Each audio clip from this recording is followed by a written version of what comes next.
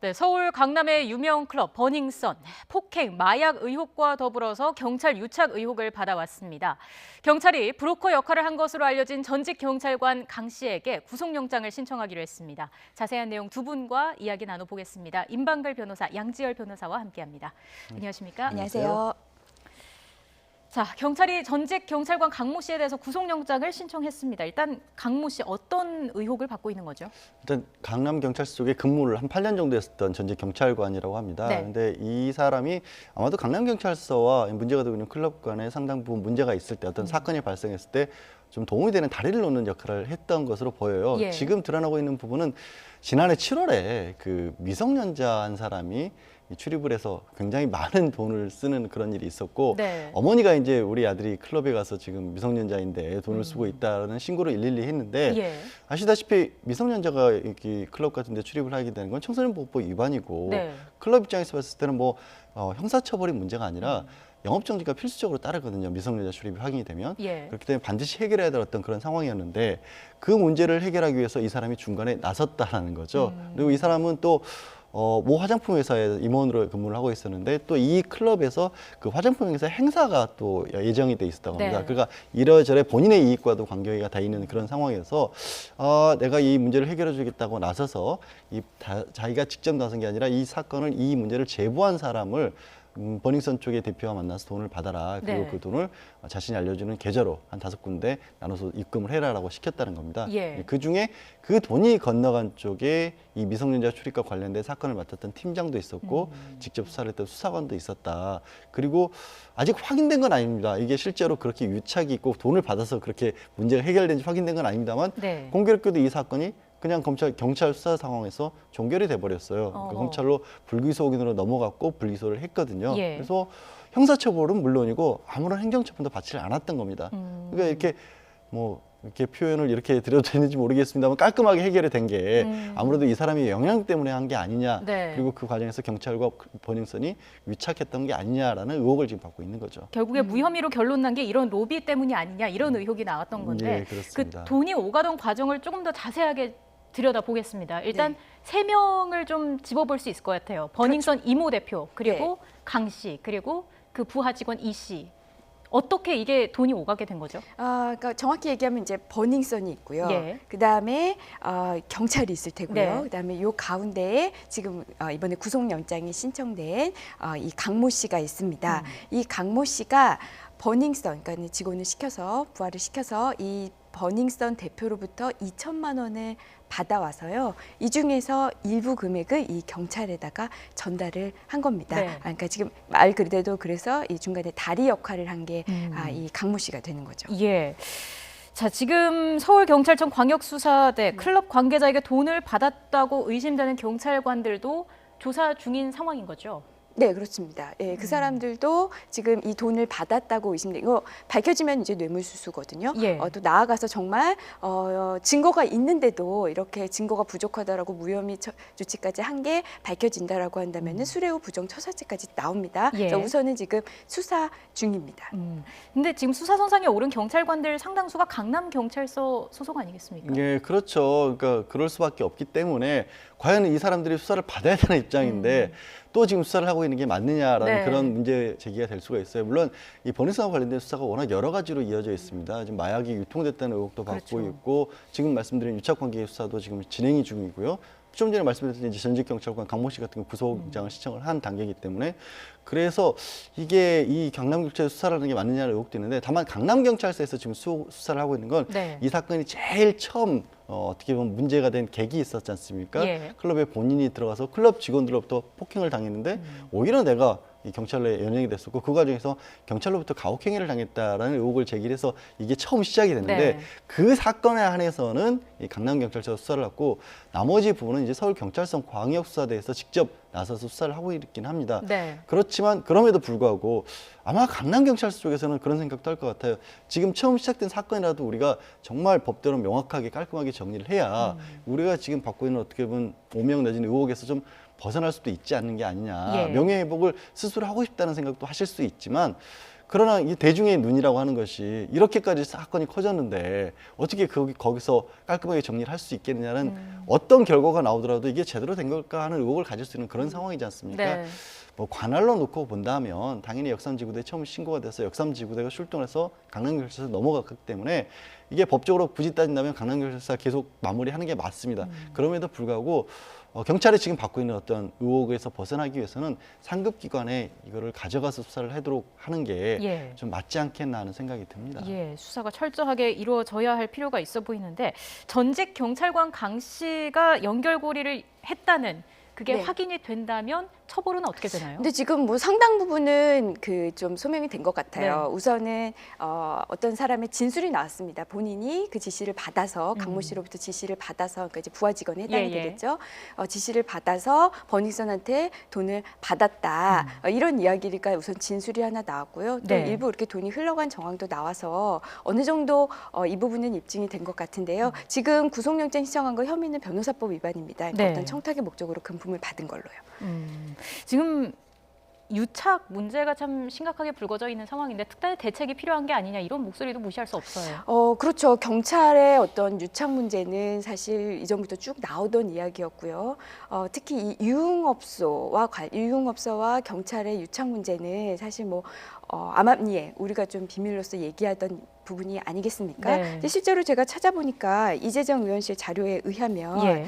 지금 이 부분도 역삼지구대인데 관할이 이 2009년에 역삼지구대 24명이 매달 금품을 받은 의혹도 그 금품을 받은 내용이 적발이 돼서 징계를 받은 적도 있다고 해요. 예. 그렇기 때문에 이번에도 그럴 것이다라고는 이야기할 수 없지만 이런 식의 어떤 유흥업소와 경찰관의 유착 문제는 좀 암암리하게 있었던 것 같고요. 네. 다만 이거 적발이 쉽지 않습니다. 예를 들어 정말 뭐 계좌이체 이런 거라면 흔히 드러나겠지만 사실 그 뇌물이 오가는 게 대부분 다 현금으로 오가는 게 많고 예. 다음에 이제 암암리에 그렇게 안 보이게 하는 방법이 많기 때문에 적발이 어려운데요. 그래서 이것을 외부적에서 적발하기는 쉽지 않고 이거를 근절하기 위해서는 결국 경찰 내부적으로 시스템에 의해서 걸러내는 방법밖에 없을 것 같고요. 그렇게 네. 해서 적발된 경우에는 굉장히 엄한 징계를 통해서 재발을 막는 방법 이렇게 강구해야 되지 않을까 개인적으로 생각합니다.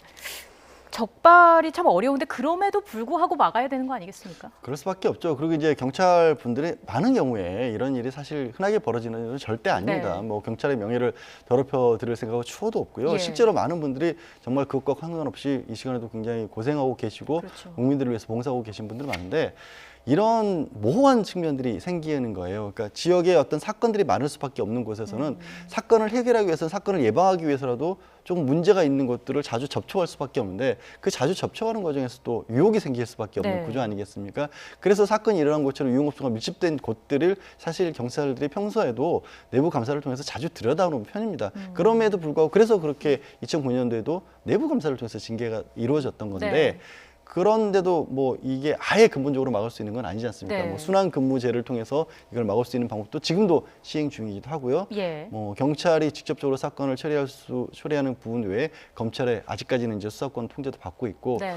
그러니까 아예 근본적으로 막을 수 있는 걸 새롭게 뭘 막을자 이런 건 있을 수가 없는 거고 기왕에 그렇게 드러날 수 있는 부분들은 하나 정도 뭐 지금보다는 징계 수위를 좀 더 올려야 한다 이런 정도의 방안을 생각해 볼 수 있겠죠. 예. 사실 뭐 버닝썬 관련해서는 경찰 유착 의혹 말고도 뭐 마약이라든지 폭행 의혹 이런 것들이 불거져 있지 않습니까? 수사 앞으로 어떻게 진행돼야 할까요? 굉장히 많습니다. 진짜 저는 뭐 이제 시작 단계가 아닐까 싶은데요. 네. 물론 강남서에서는 지금 애초에 이 버닝썬의 문제를 처음 제기한 그 김모 씨와 관련된 어떤 폭행, 뭐 성추행 부분, 그 수사만 있고 이 버닝썬과 관련된 버닝썬 이 내에서 어떤 마약 유통이라든지 마약 투여라든지 버닝썬 내에서 어떤 성범죄라든지 내지는 이 버닝썬 이 유흥업소와 경찰관의 유착 문제 이 굉장히 광범위하거든요. 이 수사 전체가 이제 워낙 범위가 광대하고 넓고 그리고 이 범죄도 굉장히 중하기 때문에 광수대가 맡고 있다고 보고요. 네. 그런 과정에서 지금 오늘 나온 이 미성년자 출입 부분과 관련해서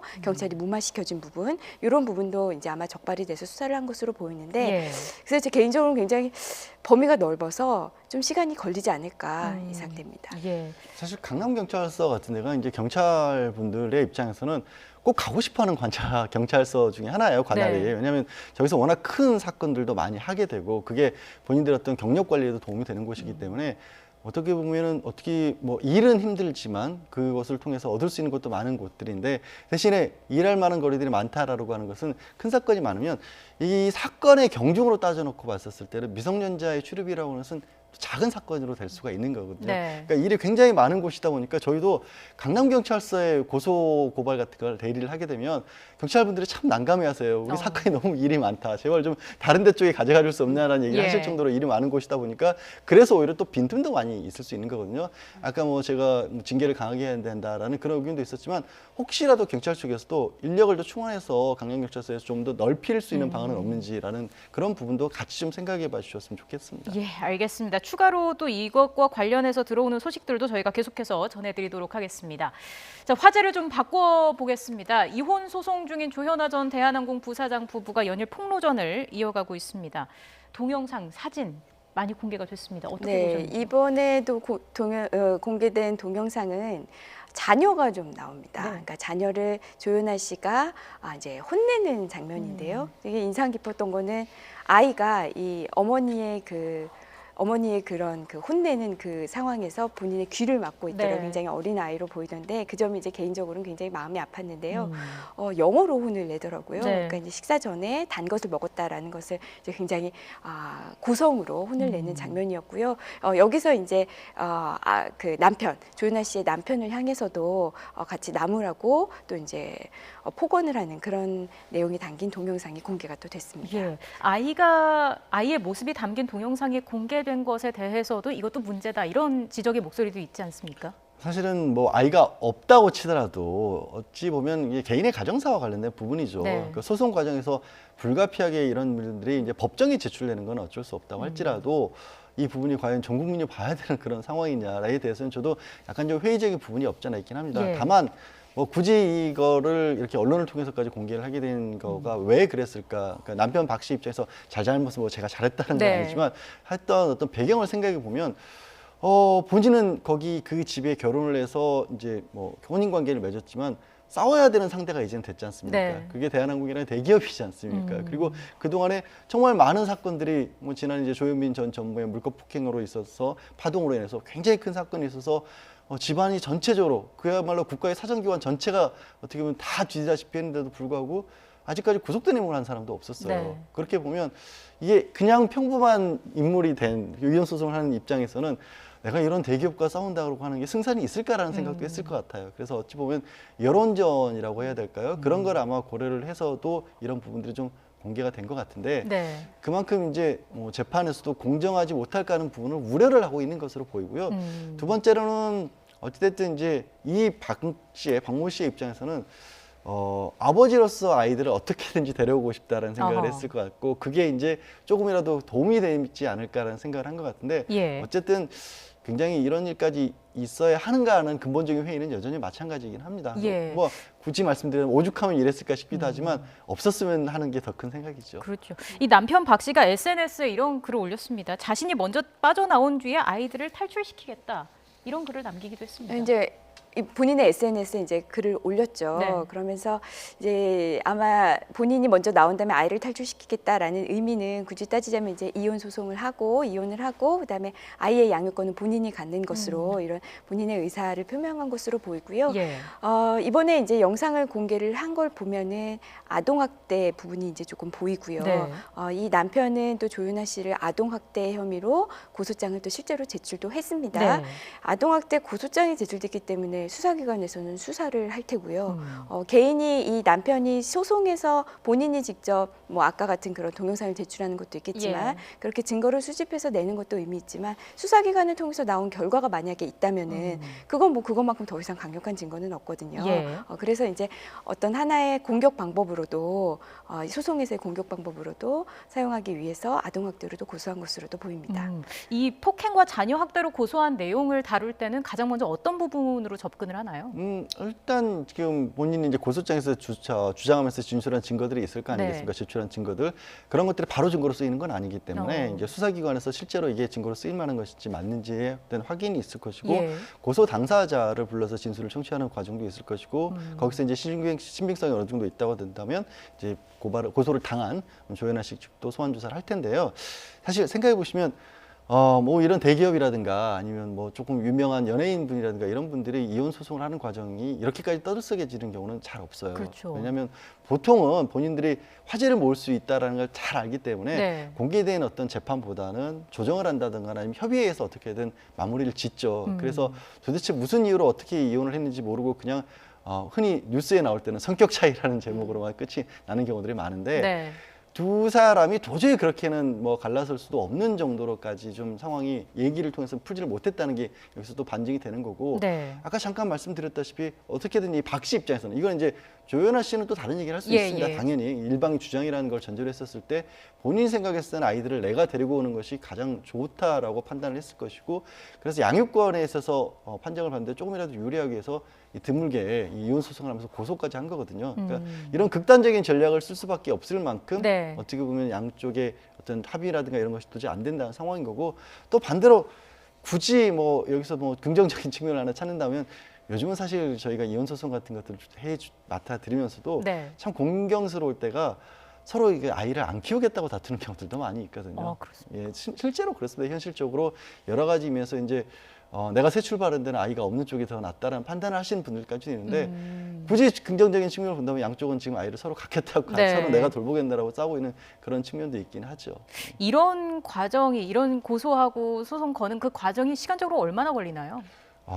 글쎄 가정법원의 재판은 생각보다 그러니까 법적으로만 따지는 것만은 아니에요. 예. 그러니까 물론 당연히 법의 절차를 원칙적으로 하지만 양쪽이 갈라선 이후의 어떤 삶이라든가 특히 아이가 누구에 의해서 자라는 것이 아이의 복리를 위해서 가장 중요한 것들을 따지기 때문에 시간을 그렇게 뭐 언제다 몇 개월이다 2개월 3개월 안에 제한해 놓고 해결해야 된다 이런 원칙보다는 말씀드린 것처럼 이혼 이후의 양쪽 당사자의 삶이라든가 아이의 삶이 어떤 식으로 될지를 가정법원 판사들은 좀 중요시하고 네. 그 부분을 허용을 합니다. 또 실제로 적극적으로 중재를 해서 일반 소송 같은 경우는 양쪽에 내놓는 증거 이런 걸 더 중요하게 하겠지만 네. 그래서 지금 뭐 이게 얼마나 걸릴 것이다라고 속단하기는 어렵고요. 다만 폭행과 관련된 부분 형사고소는 그런 절차는 아니기 때문에 그렇게 길어지는 절차는 아닐 거예요. 뭐 2, 3개월 정도면 결론이 날 수도 이혼 있죠. 소송 같은 경우에는요. 지금 조연아 씨가 이혼을 원하는지 안 원하는지가 정확히 지금 아직 언론에서는 보도되고 있지 않아요. 네. 그런데 이미 어쨌든 혼인은 파탄된 것으로 보이고요. 예. 조연아 씨 쪽에서 입장을 얘기하는 것도 혼인 파탄의 책임은 남편에게 있다라고 해서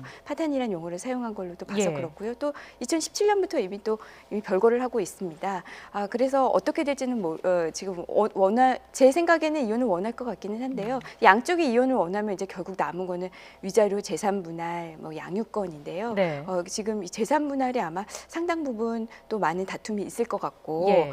그리고 이 남편이 특히 이 부분과 관련해서 재산을 미리 또 빼돌렸다면서 강제집행 면탈로도 또 고소를 해놓은 상태거든요. 네. 그러니까 그 문제가 또 해결돼야 되고요. 양육권은 또 양쪽이 지금 첨예하게 다투고요. 최소한 1심도 최소한 1년 이상은 충분히 걸리지 않을까 예상을 합니다. 지금 알려진 내용으로는 일단 조현아 전 부사장은 고소 내용을 전면 부인하고 있는 상황이고요. 그렇죠. 명예훼손죄 부분도 고소할 것인지 검토하고 있다. 네, 근데 이런 실제로 상황이 고소할지는 좀 더 지켜봐야 될 것 같고요. 네. 그러니까 이제 내가 아무리 공인이라도 이거는 좀 사생활 영역 아니냐 아마 이런 취지인 것 같아요. 네. 근데 공인이라고 해서 또 사생활을 무조건 보호해줘야 된다. 또 이것도 아니거든요. 사생활 영역이라 할지라도 이게 어떤 공공의 이익을 내포하고 있는 부분이 있다면 또 가능한데 뭐 저 개인적인 의견으로는 지금 그냥 정말 집안에서 놀고 있는 모습 이런 게 아니라 어떻게 보면 아이를 학대하는 모습 뭐 이런 거는 범죄에 해당하는 내용이잖아요. 이런 게 공개된 거는 저는 어느 정도 공공의 이익이 포함된다고 보여서요. 명예훼손 부분은 좀 다툴 여지가 있어요.